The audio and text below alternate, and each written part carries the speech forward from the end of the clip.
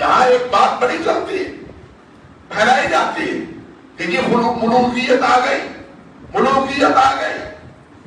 میرا سوال ایک یہ ہے، چپتا ہوا سوال تو ہے کہ نبی علیہ السلام نے فرمایا کہ میری خلافت راستہ 30 سال تک قائم رہے گی۔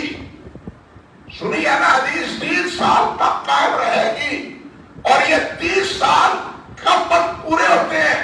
حضرت حسن رضی اللہ تعالی عنہ کی شہادت پر، حضرت حسن کی شہادت پر 30 سال پورے نبی علیہ السلام کے فرمان کے مطابق بن جاتے ہیں۔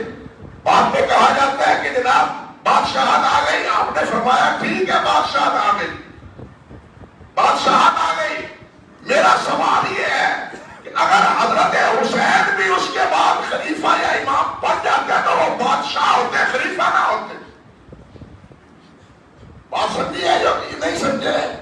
30 سال تو آپ نے فرمایا تھا وہ خلافت پوری ہو گئی حضرت حسن رضی اللہ تعالیٰ عنہ تک۔ اب بعد میں جو بھی آیا تھا وہ کہتے ہیں بادشاہ بھائی، اگر حضرت حسین آتے وہ بن جاتے، اہل کوفہ کی دعوت کے مطابق بن جاتے، تو کیا وہ خلیفہ ہوتے ہیں؟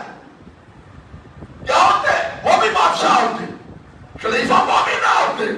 اس لیے یہ جو دعویٰ دیا جاتا ہے حضرت معاویہ رضی اللہ تعالیٰ عنہ کو کہ وہ کیا تھے؟ بادشاہ تھے۔ میں عرض کرتا ہوں کہ اگر وہ نہ ہوتے، بالفرض حضرت حسین ہوتے تو وہ بھی بادشاہ ہی ہوتے نبی علیہ السلام کے اس فرمان کے مطابق۔ اس لیے بھائی ان بکھیڑوں میں مت پڑھو، نہ ہم فقیروں کے اس موضوع پر چھیڑو۔